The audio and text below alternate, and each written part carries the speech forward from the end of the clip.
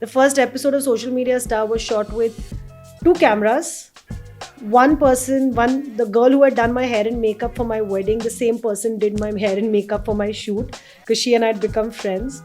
One producer and एक छोटू सा मेरे लिए एक चेयर और एक काउच, राजकुमार राव और भुवन बाम के लिए. हाँ, पहला एपिसोड वो शूट किया था. ऐसे कोने में ट्रायंगल था वो रूम का size. But I went home and I was like, I don't care what the outcome of this is. I'm feeling so good from within. I'm feeling so much excitement. I'm feeling so much happiness. At that time, Seinfeld ke reruns hote the. And in one episode, I think George Costanza's girlfriend or someone he's taken out on a date, a model, he buys her very expensive pasta and then she goes into the bathroom and she throws it up because that's what models do. I didn't know what this was called at that time. So I was like, oh, so you can eat what you want and all you have to do is throw it up. So in my 10th grade, I would eat to my heart's content and then I would go and I would start throwing. And at that point of time, I was like, when you were in 11th grade, I must have been 15 and a half, 16. So at that point of time, I was doing it like 4 to 5 times a day. So my parents just assumed that she's losing weight because she's moved to Bombay. Getting over an eating disorder is very hard. Sometimes, I mean, till today, when I have a very heavy meal or I feel like I've overeaten or overindulged, the urge to just go and throw it all up is very, very high. So bulimia is something that I dealt with when I was younger. From the time I think I started understanding the cause of a lot of my insecurities, and that started with therapy. I started realizing that I need to operate, whether it's social media, whether it's real life, whether it's friendships, whether it's partnerships. I need to start at some level operating from a place of kindness and generosity. The entire pressure to stay social media relevant is, I think, just a mental health nightmare for a lot of people.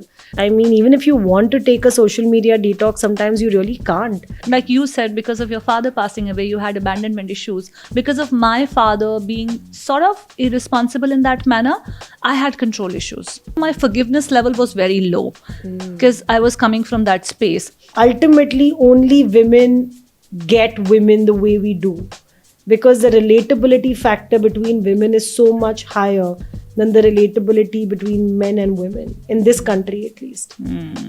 Most woke men also that I know, ultimately I realize have a little bit of a Raja Beta complex.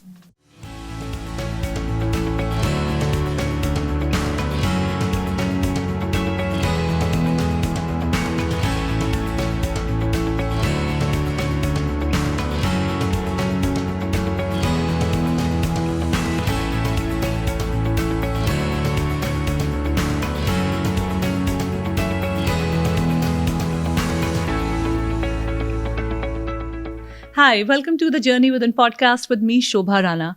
This is a podcast where we deep dive into conversations about our inner world, where the processing of our emotions, experiences, circumstances, and everything happens.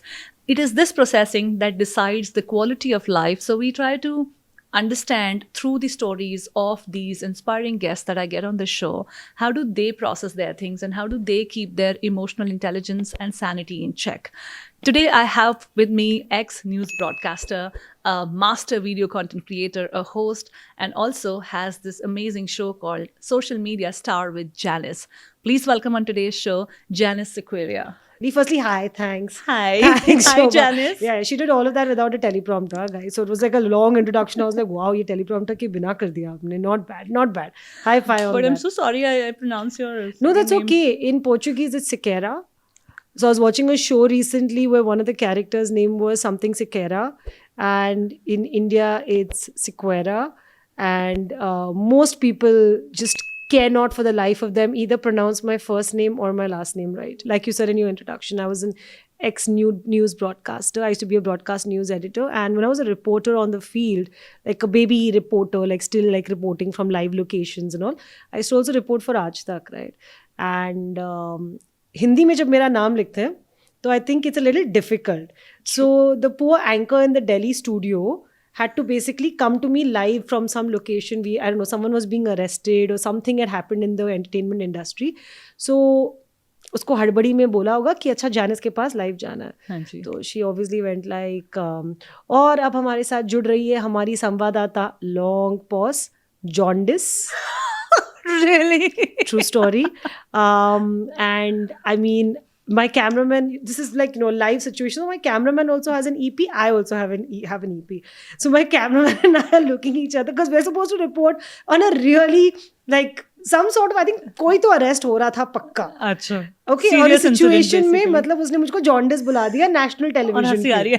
हाँ, तो मतलब फिर मैं क्या करूँ, फिर मैंने भी कहा आपकी आवाज़ नहीं आ रही है. In those days we could do that, okay, and get away with it. I am sure reporters get away with it now also, because I was like there is no way either I have to correct her on air and say कि मेरा नाम जानिस सिक्वेरा है, but उसने jaundice बोल दिया था. उसके चेहरे पे भी दिख रहा था कि उसने बोल दिया था गड़बड़ से. So she was not being able to recuperate from it और like to come out of it. So I was like आपकी आवाज नहीं आ रही है. And then they were like अच्छा 2 मिनट बाद फिर से जुड़ेंगे इनके साथ and all of that.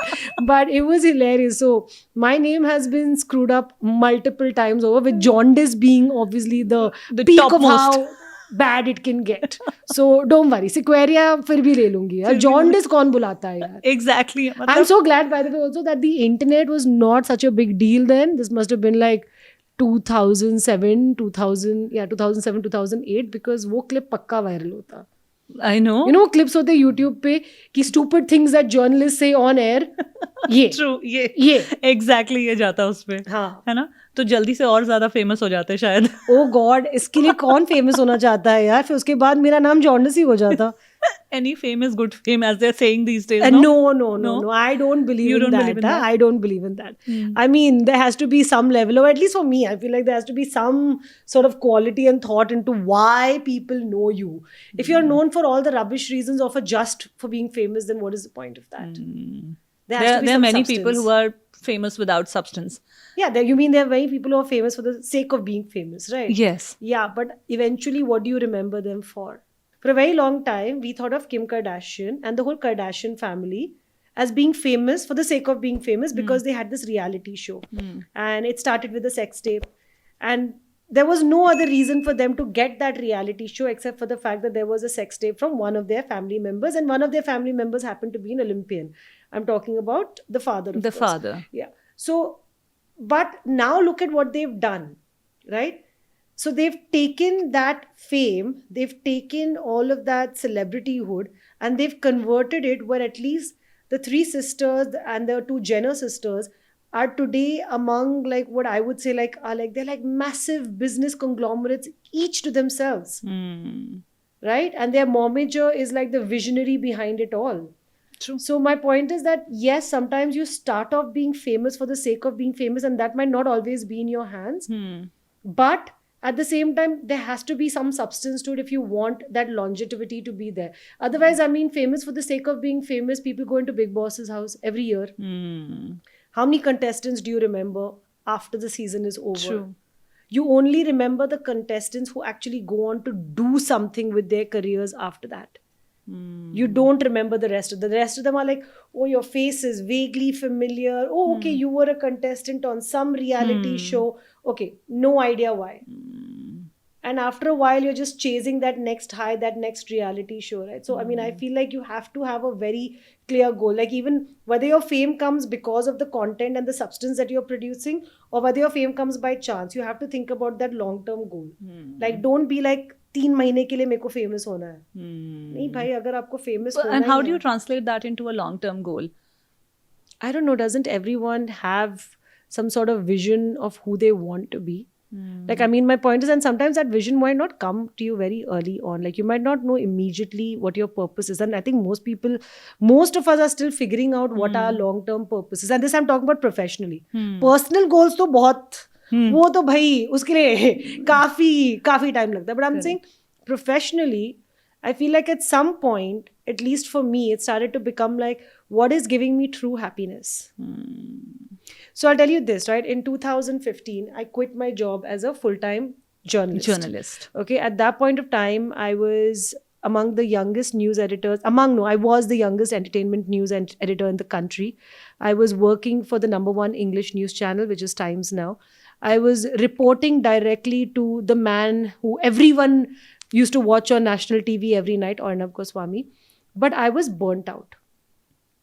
I was completely burnt out because I'd been working from the age of 21, right? So I quit that and I was like, what am I going to do now? You know, I don't want to do news anymore. So for a couple of years, I bounced here and there, tried marketing, tried PR, tried, I don't know, doing all kinds of consultancy gigs. And I'm like, it's not bringing me happiness. Yeah, it's making me money. And because I was an ex-entertainment editor, a lot of people also wanted to work with me and wanted to sort of hire me. But I was not feeling from within any source of happiness. Right? So I said, okay, one day I remember I was just sitting and I was like, these ideas, because you know, I had done video and broadcast news journalism for such a long part of my entire professional career. I was like, the ideas would not stop. So I was like, let me just type out these concepts, right? Let me just type out these concepts and like, let me at least get it on paper somewhere. And I wrote it out. And it's something that I still do, where every time I have an idea, I do a little bit of a dipstick. I have 5-6 people in my inner circle who I trust, who I'll call and be like, सुन बहुत जोर से ये idea I है, मेरे को पता घटिया idea है कि अच्छा आइडिया है, बन सकता है. Like, do you think, like, now as my ideas keep getting bigger, I'm like, do you think it's realistic or do you think it's stupid? Right. So social media star was born like that. Like basically I had suddenly around 2015, 2016, 2017, I was like, okay, now I have more time. I'm not working 24/7 for a news job. By the way, if you are in journalism, you will understand what I mean. News job matlab tum pura din aur raat kaam kar rahe ho, whether you know it or you don't know it. So I was like, okay, scrolling the internet, I'm like, who are these internet sensations? Why are they relevant? Why are people following them? And why isn't anyone talking to these people? So I said, ये show बन सकता है. I was like, छोटे ही level पे सही, but maybe someone might want to make this show. And then I was like, why should it be limited only to internet sensations? Internet तो हम सब use कर रहे हैं, actors भी use कर रहे हैं. And I was anyway known on TV as a person who was doing stuff with celebrities, and I mean mainstream actors. I was like, what if I brought them together? And I pitched it to Network 18 First Post, and they loved the idea. So I'm saying, when I did that first season, we were in a tiny room. Like right now we're sitting in sort of, I swear to you, triple the size of the room I shot my first episode in. Wow. The first episode of Social Media Star was shot with 2 cameras. One person, the girl who had done my hair and makeup for my wedding, the same person did my hair and makeup for my shoot, because she and I had become friends. One producer, and एक छोटू सा मेरे लिए एक chair और एक couch. Rajkummar Rao. That was your first Bhuvan Bam episode. के लिए, हाँ, पहला एपिसोड वो शूट किया था. ऐसे कोने में ट्रायंगल था. Wow. वो रूम का size. But I went home and I was like, I don't care what the outcome of this is. I'm feeling so good from within. I'm feeling so much excitement. I'm feeling so much happiness. Right. And thankfully, like I'd met, it was an early morning shoot. I'd met Bhuvan. Like Bhuvan came early with his guitar. It was also, I think, one of his big first interviews, like on a, and plus he was coming with Rajkumar. So we also bonded a little bit before the shoot. I knew Raj quite well. So it was a very comfortable first shoot for me. And I went home just feeling very happy and very like, I think I've hit upon something that's new, which is like bringing 2 people who don't really know each other very well together and asking them what their experiences have been like with this digital age. So what clicked for me was the fact that this was an idea that was completely my own, that was not sort of dictated by what is my boss going to think or the 20,000 of the to-do lists I had to do with respect to work, and just the fact that I could be however I want. And the USP of this idea is so unique. I mean, it's just so brilliant that one person who has absorbed the social media thing and has got it working for him in certain ways, and the other person who is just trying to figure this out, that I am a star. Why do I need to be relevant here to maintain my stardom? Yeah. It's just 2 very, very different worlds that you're trying to merge together. Completely. But I think that's the beauty of it all. Yeah. Like I feel like it almost like on my show, sometimes it's like the internet sensation very often is teaching the actor or the quote unquote star कि भाई ऐसे use करना होता है. Exactly. देखो, social media तो सबको use करना होता है. Actor हर किसी को नहीं बनना ना. तो मतलब टू वे नहीं है ये. नहीं but that's what I am trying to tell you. But कि मतलब हर इंटरनेट सेंसेशन को एक्टर नहीं बनना वही ना. But most actors today have बनना टू यूज है. The internet for something or the other. Right. हर किसी को सोशल मीडिया पे रेलेवेंट तो रहना ही है. करेक्ट. हर कोई रणबीर कपूर नहीं हो सकता है जो मतलब इतने साल तक सोशल मीडिया से दूर रहे. Eventually whether you call it brand का pressure, films के producer का pressure, किसका भी pressure, eventually some platform is required. Because that's the most instant way to connect with your audience. And the times have also changed ना. पहले there used to be let's say 10 actors. उन्हीं 10 में से आप हर movie में उन्हीं में से रिप्लेस होते हुए किसी और को देख रहे हो. बट आजकल एक्टर्स भी तो हजारों के इसमें है. कोई किस सीरीज में है, कोई किस में एक्ट कर रहा है, कोई कहाँ एक्ट कर रहा है. So you have to make your mark felt. Yeah. And stay in the eyes. You have to be a social media this thing. Yeah, but I mean that also now has started bringing its own different kind of pressures. I mean like the entire pressure to stay social media relevant is I think just a mental health nightmare for a lot of people, because what we see on Instagram and what we see sometimes even on YouTube or other platforms is not reality. True. बहुत कम लोग आके मतलब अपनी सच्चाई बता रहे हैं कि मतलब आज मेरा दिन इतना खराब रहा और today I had a really bad mental health day where I didn't want to get out of bed. What we're showing on social media is primarily the better part of our lives, right? So it's also that pressure कि मतलब oh God, if I don't post for 15 days, what's going to happen? Is my engagement going to drop? Is my follower count going to drop? The brand deals that I get, is that going to drop? So, which is why I see a lot of people now outsourcing their work completely to teams. It's become a job. It's no longer just your profile that you created to stay connected to your people or put your work out there. It has become like a full-fledged job that has to be telling a story about you every day in a way that it works for you to get more deals and get more future work. 2000%. I mean, even if you want to take a social media detox, sometimes you really can't, because maybe there's a campaign you shot for 2 months ago. And now they're finally releasing the videos. So you're like, how do I take a social media detox? And a lot of us don't want to give, मतलब हमारे private accounts ही मतलब our original personal accounts only have converted into our public accounts, right? Right. And you don't want to give people access to that also. Like I was telling you before the shoot, I'd never give anyone my Instagram access. True. Purely because there are so many people's numbers, information. I feel like I chat with more people on Instagram DM than on WhatsApp sometimes. Yeah. But how does one deal with this mental health, I would say, pandemic that is awaiting us, and it's already there. You can see it still in a lot of people who are there on social media. There are some people who are at a position that can do without being on social media, who are into some other kinds of jobs and other things.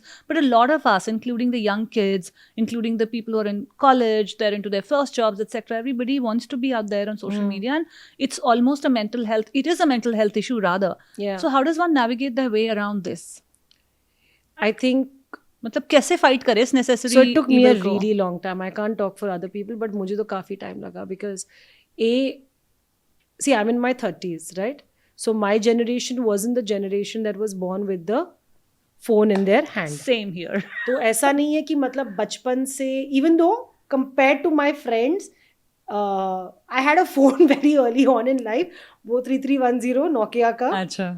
So for a lot of us, especially for whom social media is now work also, the phone and social media was thrust upon us. कि आपको करना है. I feel that too. As compared to maybe the generation after us, जो who want to do it. There are people who say, यार मुझे तो बहुत मजा आता है रील बनाने में. नहीं, और मुझे मेरी तो जान निकल जाती है. नहीं, मुझे भी कई बार मजे आते हैं करने में, सच में. I mean, there are days when I really want to make reels, but there are also days where I don't want to make reels. But I'm talking about that entire process of accepting that social media is part of my life. Life, correct. Initially, I had a massive imposter syndrome. So I used to be like, oh God, अगर मैं ऐसे reel करूँगी तो लोग तो सोचेंगे पागल होगी. So they would be like, what is this reel you're making? What is this thing you're trying? And then I realized that, okay, I have to get over this imposter syndrome. No one else can help me with it. And I certainly can't look to my closest circle who does not understand this for this validation. Other things, they can give me a reality check. कि ये ज़्यादा उड़ रही है, नीचे आ जा. Don't let it go to your head. ऐसे मत कर, ये ठीक नहीं लग रहा है, या whatever. Whatever, like, that all is different. But I'm saying when it comes to social media in particular, I had to get over that imposter syndrome myself. And over a period of time, because see, when you get into social media, right, it's very easy to start comparing. यार इसके numbers इतने अच्छे क्यों हैं, मेरे reels को views क्यों नहीं आए, मुझे इतने नंबर्स क्यों नहीं आ रहे हैं, why is my engagement low.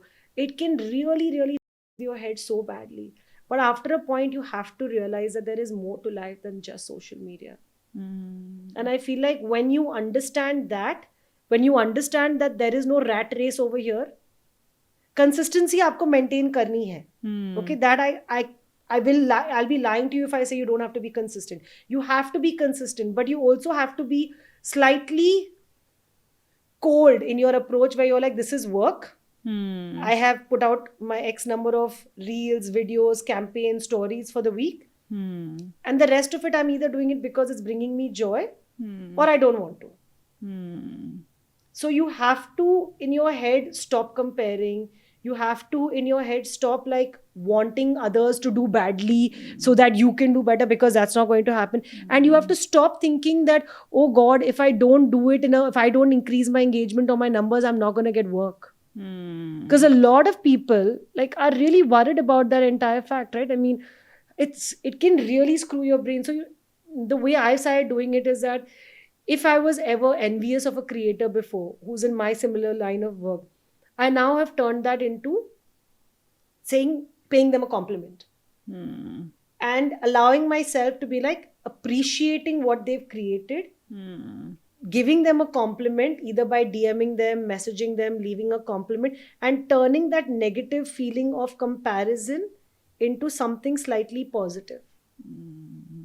So changing the story for yourself so Correct. that inner translation changes for you. Yeah. Instead of envy, you are now appreciative of them and somewhere grateful for your own journey and Correct. all of that. Because I also feel like once I changed that narrative in my own head, it became easier for me to handle social media. I was no longer then I was just going for things like what is now again bringing me happiness. So on a particular day, if I saw a trending audio and I felt like it's funny and cute, I'd do it.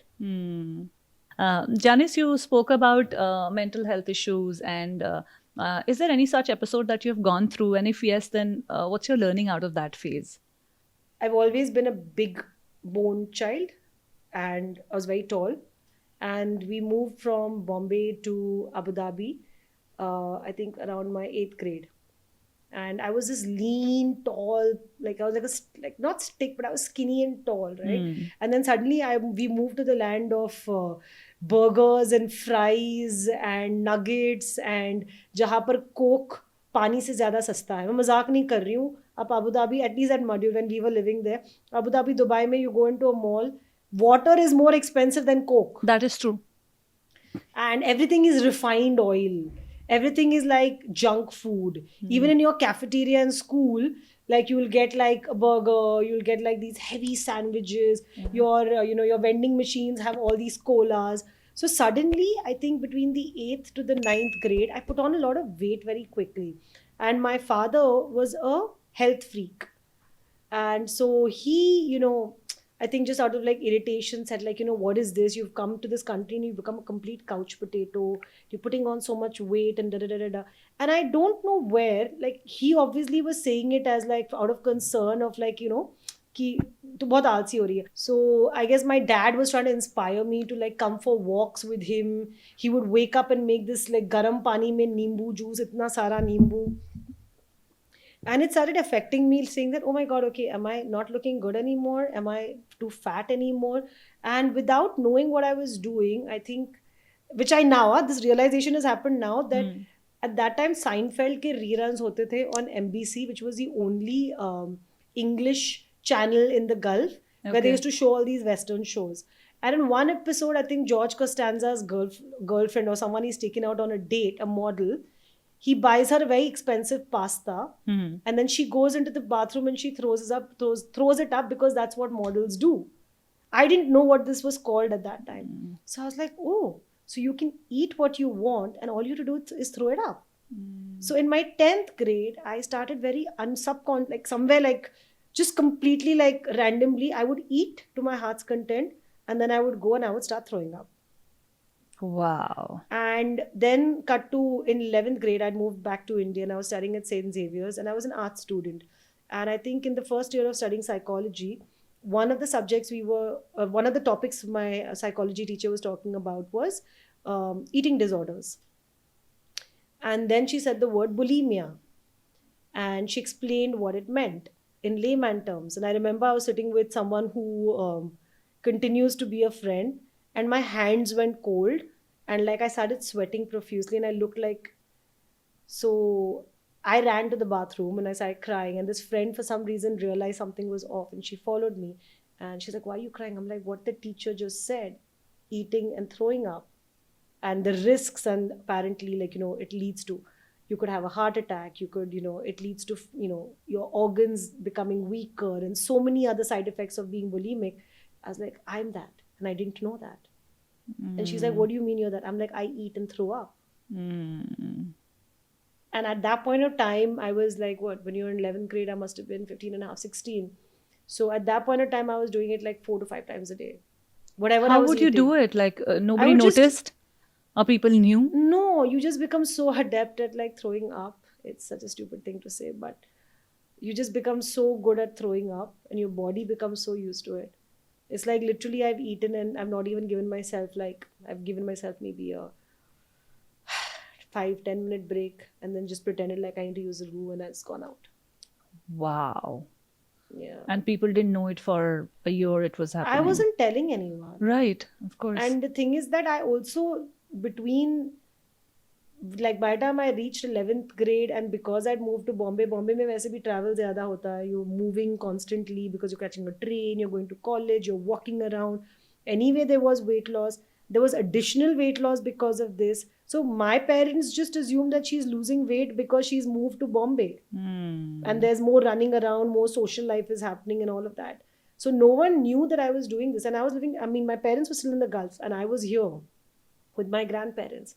And grandparents were a little bit more like, हाँ ये college में है, like, More you know, chill. more chill. They weren't as like hawk-eyed on me like my parents were.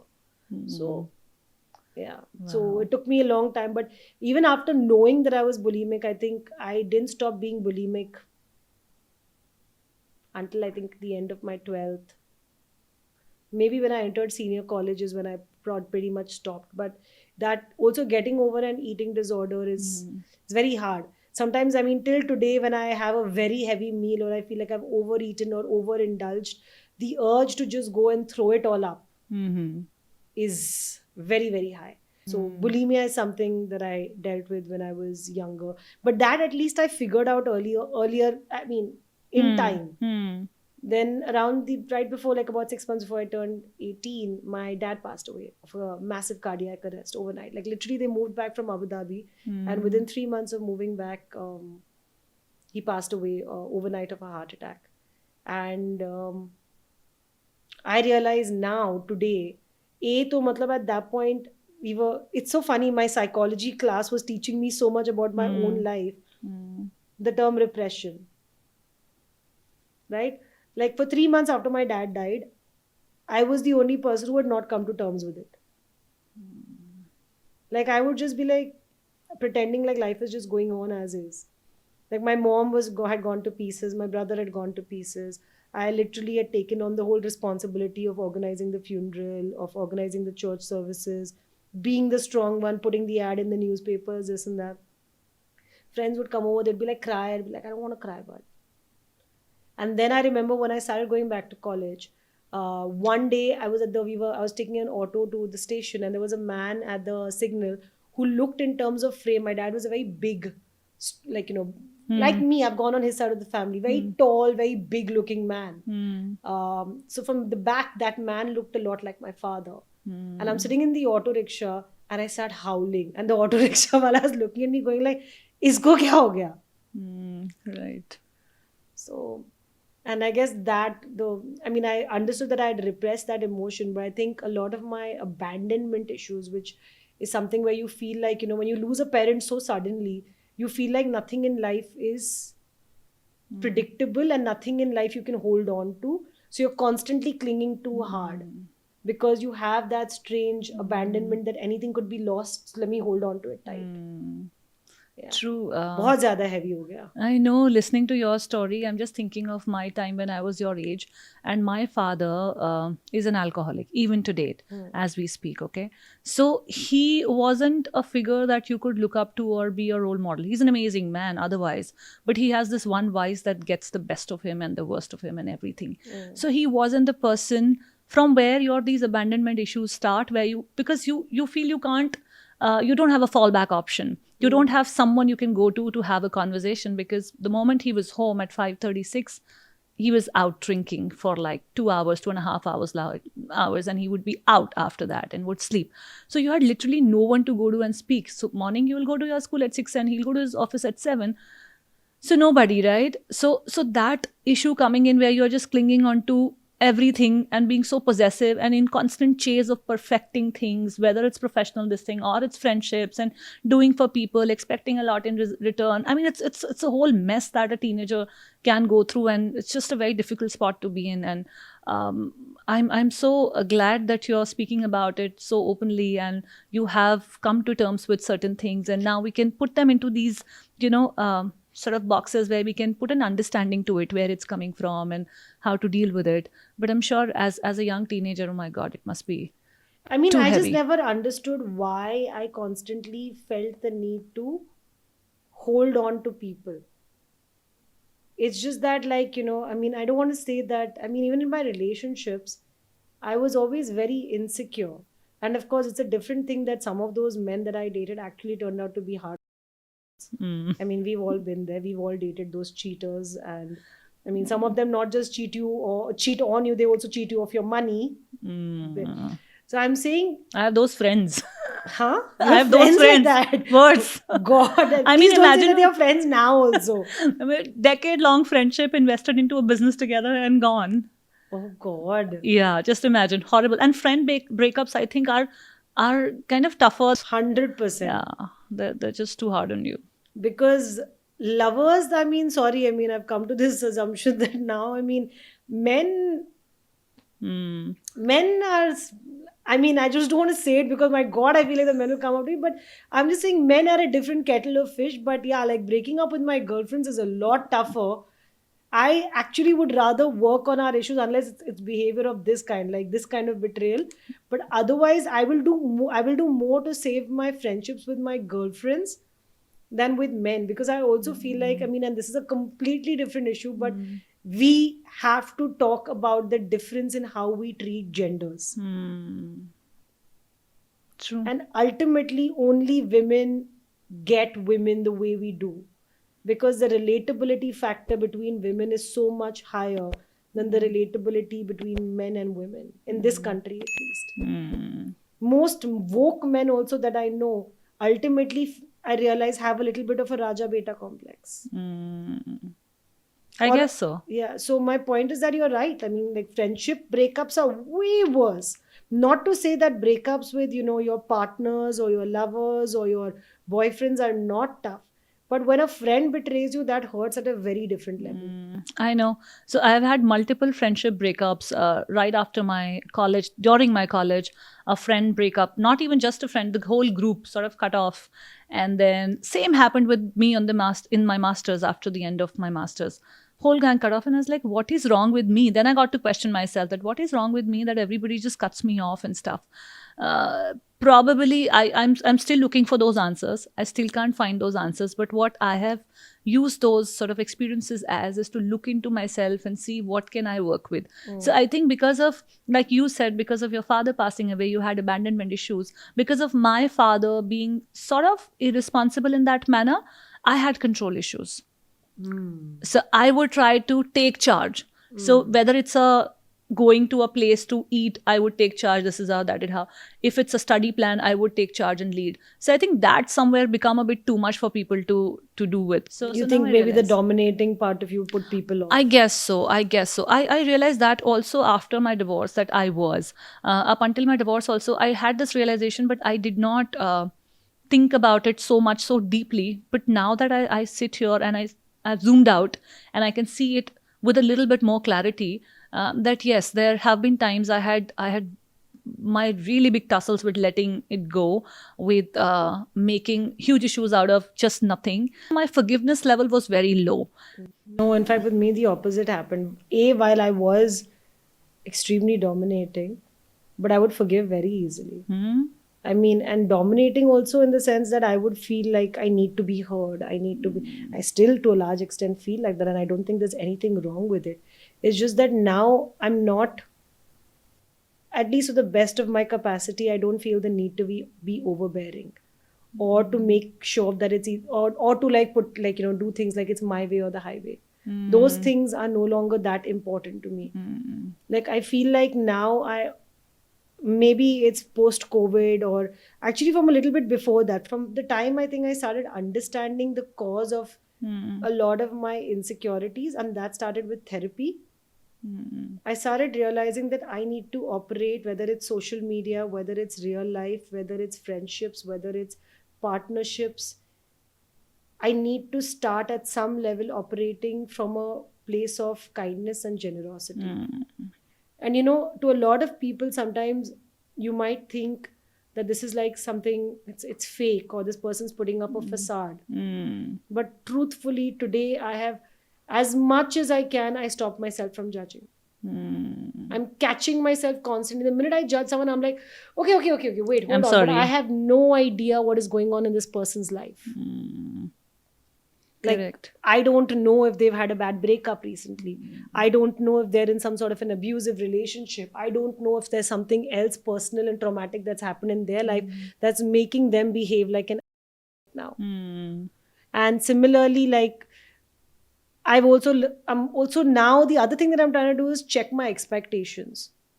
Right? My point is that don't do things for others in the hopes that they will do it for you. That is one very big lesson and very tough lesson to sort of apply in life.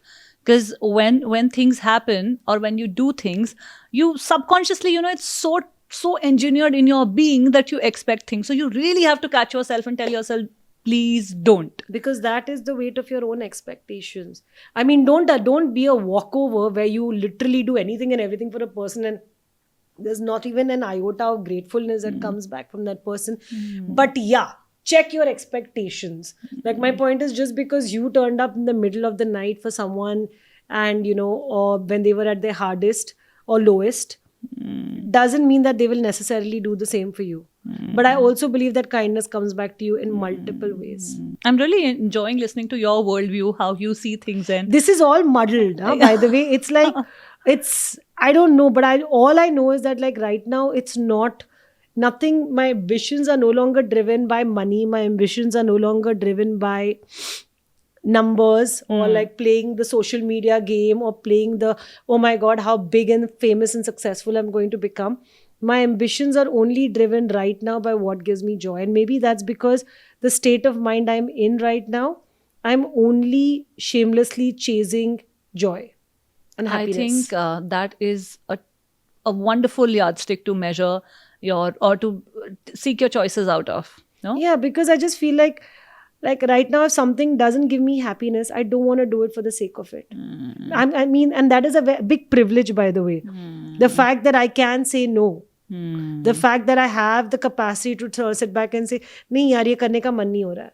Once your basics are sorted, I think we all are in a position to say no for so many things. Yeah. We don't say it. There is a backstory. There is some translation happening for you. There's some calculation. Something is going on that's not making you say no to a project that you probably don't have your heart set on. I now say yes because I have to be excited by the idea. I have to be excited by what I'm going to shoot. I have to be excited by that prospect of going on set. Because honestly, Shobha, I have realized a lot of my happiness is derived from the work that I do. Yes, it is from the relationships I have. Yes, it is from the other things I have in my personal life.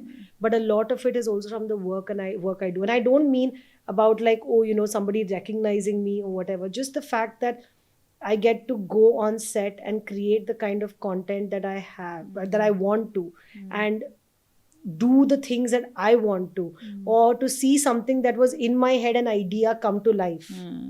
That is what's giving me joy. Right. There have been projects where, we've been so excited about it. We've shot it with full heart and soul. And the numbers haven't been great, but I haven't regretted doing that for a second or thought, oh my God, why did I waste so much time on it? Because you know what? I had a blast. If you only go chasing numbers or if you only go chasing money, थोड़ा तो खोट I है उसमें, understand. कहीं ना कहीं थोड़ा तो मतलब agenda है उसमें. But when you're doing something purely because you enjoy the connection, enjoy the conversation, enjoy what you're creating, enjoy bringing a team together, you know, and then seeing like what was a little deck or a little like concept note that you wrote come to life in that form, that is really like, that's some strange kind of happiness. Like when I do a good shoot, I come back home feeling 20,000 times lighter, easier, nicer, like satisfied. Your creative thirst is quenched. Sort of, for that day at least. For that day at least. This is, by the way, one more thing I want to really address, because a lot of my YouTube comments are constantly like, why does Janice talk to her guests so, like, you know, वो उनकी दोस्त है, या फिर like as though मतलब, you know, वो उनकी equal है. And I'm like, भाई तुम अपने आप को क्यों कम कर रहे हो, या मैं अपने आप को क्यों कम करूँ कोई celebrity के सामने? We're able to have the same. You can't do your job well if you keep fangirling them. Yeah, I can't be like, oh my God, you know, oh Rajkumar, I loved your performance. Oh my God, how did you do it? No, yeah, then he also feels like he's talking to a fan, not to someone who he can have a real conversation with. Or like, oh my God, XYZ director, oh Rohit Shetty, I love all of your. Yeah, I mean, obviously they're on my show because I admire them at some level. But that doesn't mean that while I'm interviewing them or while I'm having a conversation or shooting with them, that I need to fangirl over them. Which I see happening more and more in our journalism interviews, yeah. Oh, is that so? I don't know. I feel like a lot of them, the agenda is to take a selfie, to do a dance video, to, you know, do some trending reel. That to anyway can happen.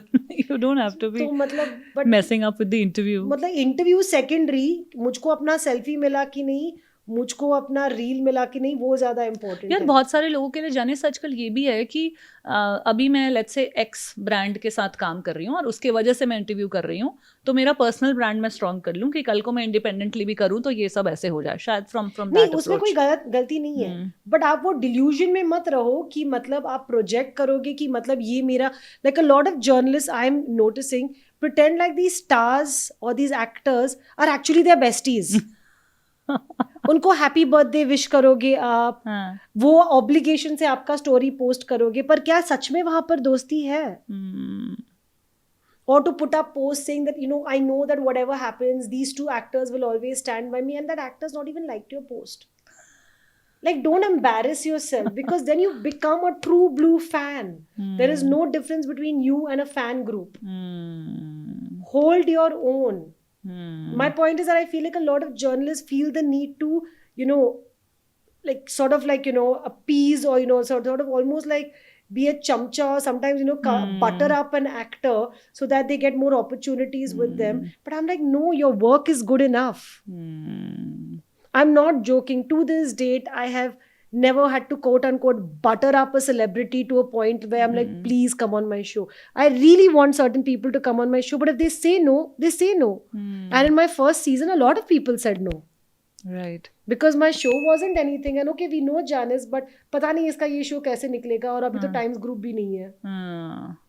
Correct. So the ones who took a bet on me and appeared on the first season, great, I'm always grateful. But then as the show grew on its own by virtue of the content, it became lesser and lesser about me having to try to muscafy anyone. You know what I mean? So I'm just saying your work will eventually speak for yourself. You don't have to do these other things. If you're creating a reel or you're creating additional content to promote that particular interview or episode, that makes 2000% sense. But don't do these trending, like, you know, dance on their film songs, take their selfies, wishing them on their happy birthday, unless you genuinely feel like there is a connection there. Because then I feel like that fan versus journalist connection, that those lines are too blurry. On that note, what are the tips that you would like to give to hosts, especially the chat show format? Okay, number one, study. And I don't mean study like top 10 Google searches, कि मतलब वो क्यों news में है.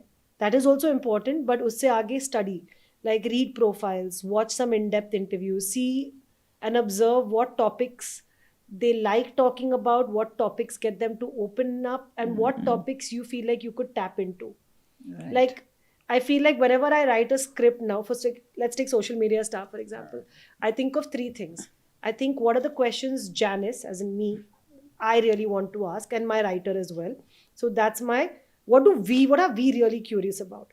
Two, what do we think the audience is really curious about?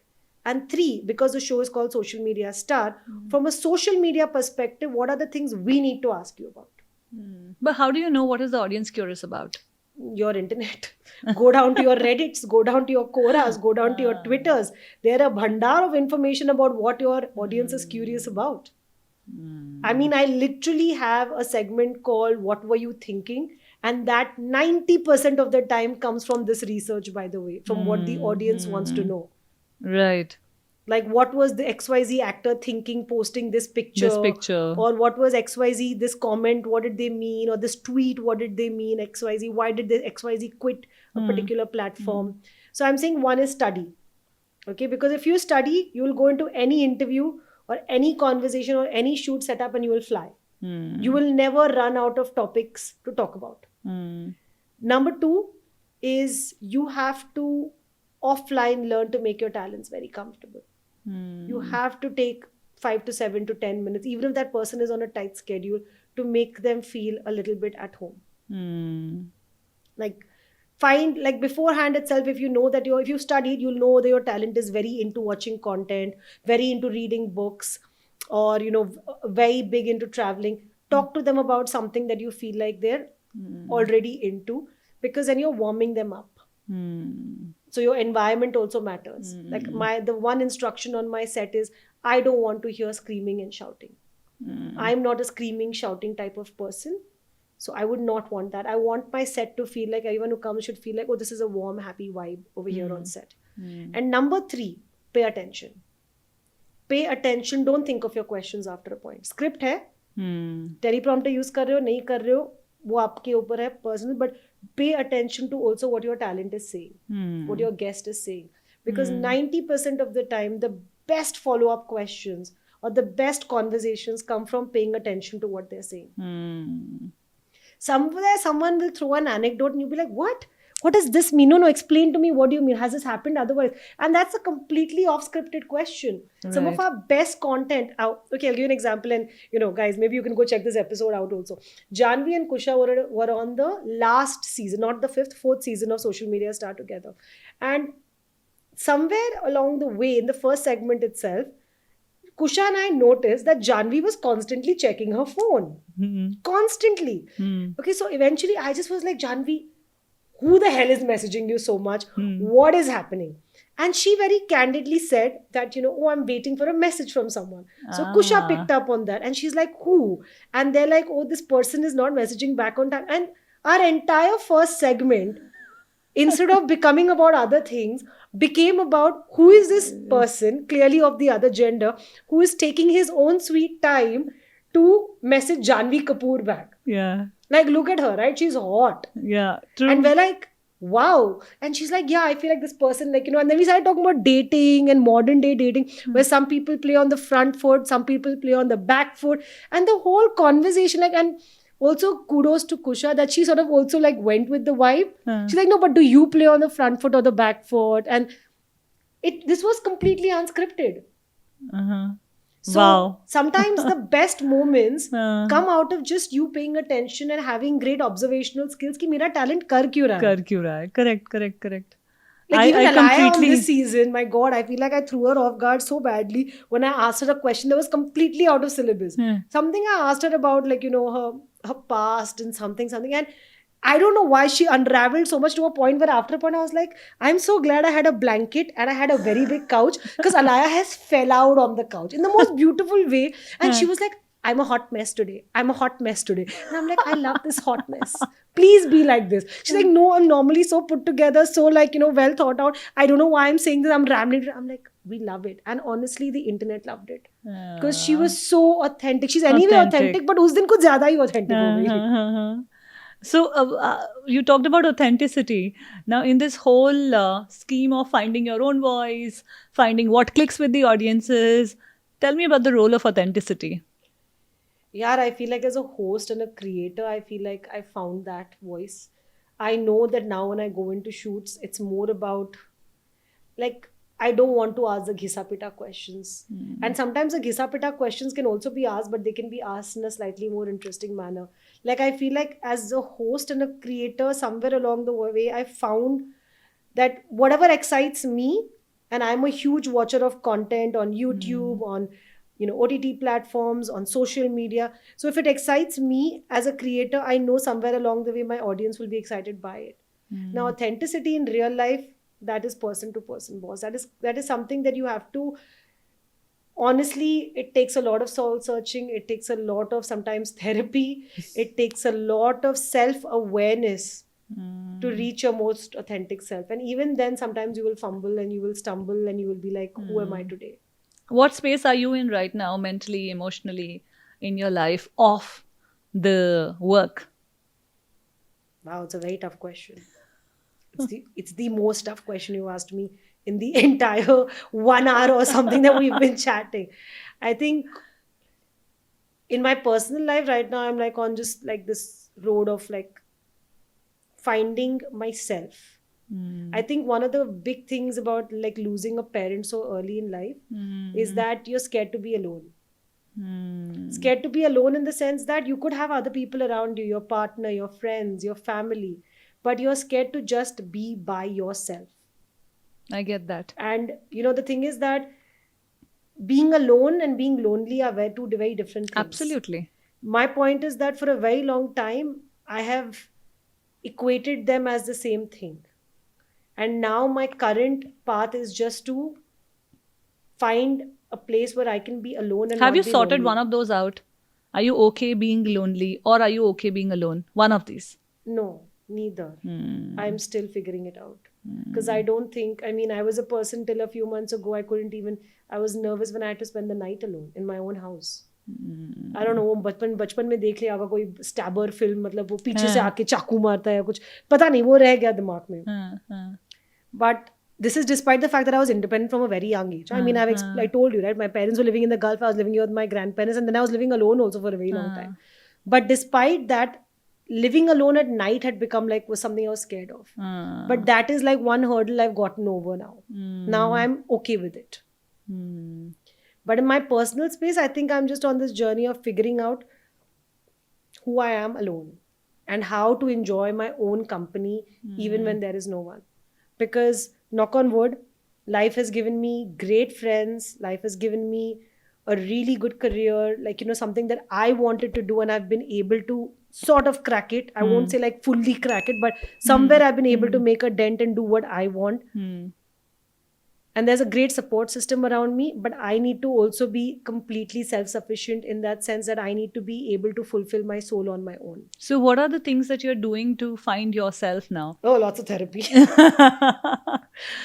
But in addition, what is the kind of self-work that you're doing, Janice? Are there some sort of exercises, some sort of practices that you're including in your day-on-day life to sort of figure out yourself? Yeah, I think the number one thing is that on bad days, I'm learning to sit with it. So on a bad mental health day earlier, I would feel like, how can I escape this? Can I call friends and can we go out for a dinner? Can we go out for a movie? Can we go out and have a few drinks? Or, can I do something exciting? Yeah. Now I'm like, no, it's okay. I'm having a bad day. I can sit at home and I can be okay with it. I think it's extremely important for us to make friends with boredom, with loneliness, because only then you can sort of sit with things in a little calmer manner than just hyperventilating about every little thing, because life is going to throw these things at you every now and then, right? I don't want to, my entire thing is that now I want to, just how I got over that hurdle of spending nights alone and being okay to stay overnight on my own. I want to now get over that hurdle of, if it's a bad day, running away and finding some excitement to get rid of that bad day or escaping into someone else's company. Now I'm like, okay, it's a bad day. If it gets really bad, I'll call up a friend, I'll call up someone. But otherwise, I'm like, okay to sit with it. I'm learning at least okay to sit with it. That it's fine. In addition to that, I'm also learning that, okay, on a bad mental health day or, when I'm alone, maybe I could go for a run. Maybe I could put that into my body. because Wow. that is also something I have issues with, right? So this is one of the big things I'm trying to change, where I'm trying to take that and I'm like, what can I focus that energy on? Because what makes me happy other than work, right? I always feel great after a workout. Even though I might crib and cry before, like, oh, I don't want to work out, I don't want to go for a run. But inevitably, after the run, after the workout, I feel great. Are you absolutely comfortable in your skin now? No, Even so now? not now. Yeah. It's a long process. So would you yeah. like wear a dress and check yourself out and be like, no, no, no, I have to change this, something Oh, like so that? many times. Yeah. So many times. So the body issues that you spoke about, have they gone out the window? No. No. And I don't think that they will go even maybe when I'm a size 8 or a size 6 tomorrow. I don't think it has anything to do with size. I think any of these issues that happen on the inside have to do anything of the things on the outside. We think that I have this issue because I have this problem, but even when you don't have that problem, because you have engineered that issue into your system, you would still have it. Yeah. And that is true for so many things, and that's why so many successful people who have so much going on for them in their outer life yet are not happy, because this inner translation, if that is of size 8 is not happening to you, then it's not happening, boss. Nahi. तो कहाँ से फिर I'll be No, happy? and I'm telling you that there are also phases where no matter, I'm not nowhere close to being in the best shape of my life. But even now in my good phases, I feel so empowered and so sexy. Like I'm saying, there are days but I'm like, screw it. I know I'm not like the perfect ideal size. I know I'm not like the skinny or the model or the size that we've grown up to like be like, oh, this is like a great size. But I'm like, I still feel hella sexy. I still feel like I'll go into a room and I'll be like, cool. What are the things that you do that make you feel sexy? Okay. One is, I think I'm always well dressed. Yeah, don't go by what I wore on this podcast. No, I'm kidding. No, one is that I make an attempt to always be well dressed because. Oh, you are well dressed. It's a casual conversation, and you are Yeah, casual. you told me to dress up casually. Yeah, just for the record. This is casual. Yeah, I feel like I should have dressed up more. My chain is nice, so yeah, my neck piece is nice. But yeah, so one is I like to be well dressed, even at the cost of sometimes being extra. Yeah. I'm like, मुझे फर्क You नहीं have been पड़ता. extra. I've seen those pictures. I have been very extra. You have no idea. I went to Mangalore. My cousins were like, where do you think you've come? And I'm like, excuse me, I'll wear what I want. So one is that I like to be well dressed because I feel like that adds a layer of confidence just in my being. Sexiness is what I'm talking about. Confidence you have ample. Yeah, but listen. What I'm invokes not- like sexiness Yeah, so in you? clothes. That Second is that I'm obsessed with perfumes. I am literally a perfume whore. yeah. Okay, and I will also go up to people and go like, Which "You're one are wearing this you? one, na? No, which this you? I'll know. Oh, okay. I'll be like, oh, you're wearing Sauvage, Dior. Okay, that's what you're wearing. Or I'll be like, this feels like, ooh, that you're wearing Tom Ford. And like, I go up to people and I'm like, because I primarily wear men's perfume. So, Bingo, same here. I don't understand the category of women's perfume.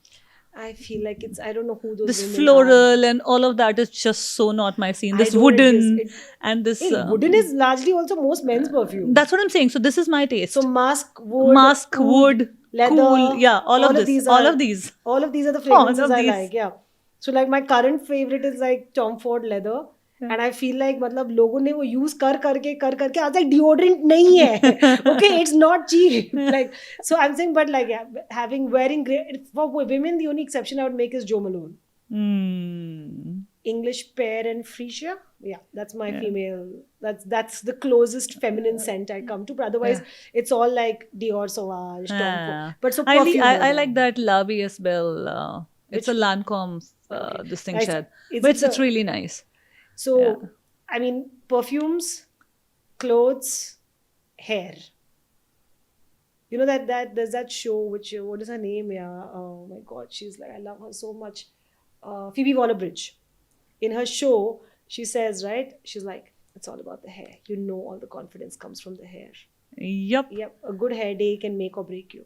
Absolutely. Bad hair day is equal to, oh God, self-confidence is on the Floor. Minus Even on one. bad hairstyle, I remember there was in Times Now, and the hair person there was obsessed with me doing these very tight curls, and I would keep fighting with him, and I'd be like, "No, bro, I've got a really big face. I don't want to do tight curls." And so one day he convinced me, and I went and I shot the episode, and I came back and I have cried while editing that. It was like for a weekend Aw, show or whatever. yeah. I have cried while editing that. I have begged my editor that do we have more time? Can I? मैं रात के बीच में भी जाके office के बाहर links कर लूंगी यार. हाँ. But can I go reshoot this? Because it looked so bad. Yeah. Yeah, so it really Wow. like yeah. Janice, you have so many flavors to yourself. Tell me one really bizarre thing about yourself that probably no one knows. What is a bizarre habit? I have to crack this. Come on, Janice, you can do this. But I used to pick up the phone and say Yo-Yo Honey Singh. Why would you do that? I don't know. It was just a What thing. does that even mean? It was just a thing. I'd pick up the phone and say Yo-Yo Honey Singh. What And does they'd be that like, what even the mean? What? Are you talking as Honey Singh? No. Or are you talking It didn't to mean Honey anything. Singh? I would just randomly pick up the phone and say Yo-Yo Honey Singh. I think we all loved Honey Singh a bit too much in that. I do it whole now also saga. sometimes randomly. And I have a lot of weird words which I have like from different friends picked up, and my vocabulary is very Tell me weird. any three. So friends are Bachi. Okay. Like Bachi aaj ka plan kya hai? Bachi, yeah. Then there is Hundo, which is 100%. Okay. Hundo, are we doing this? Hundo. Okay. Negi Posy, Negative and positive. Yeah. All figured out. yeah.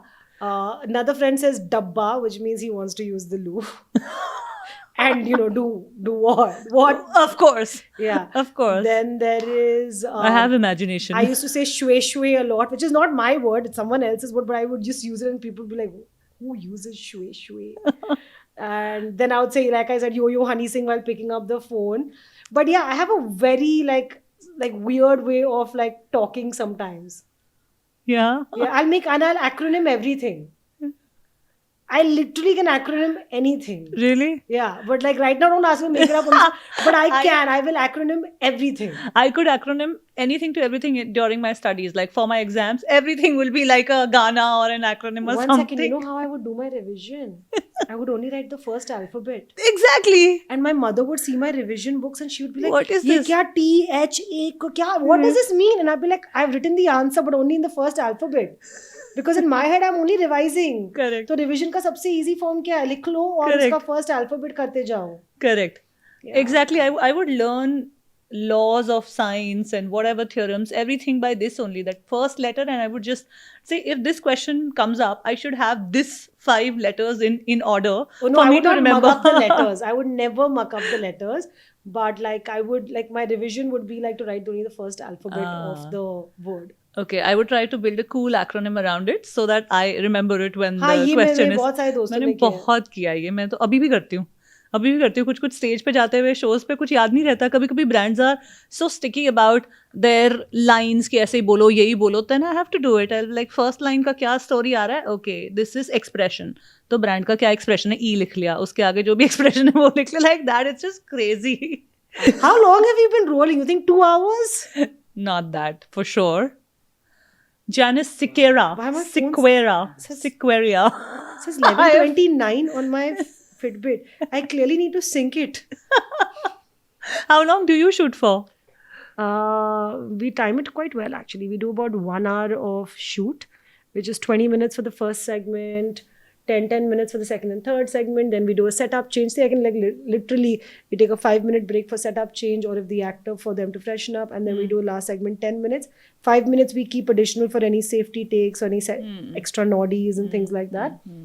And then the remaining 15 minutes we shoot a reel, we shoot thumbnail images, and we shoot any additional BTS content. I like how efficient you are with your timing and that's now when programming you're- and all of that. When we're now we're going to be in our 6th season. We have to be efficient.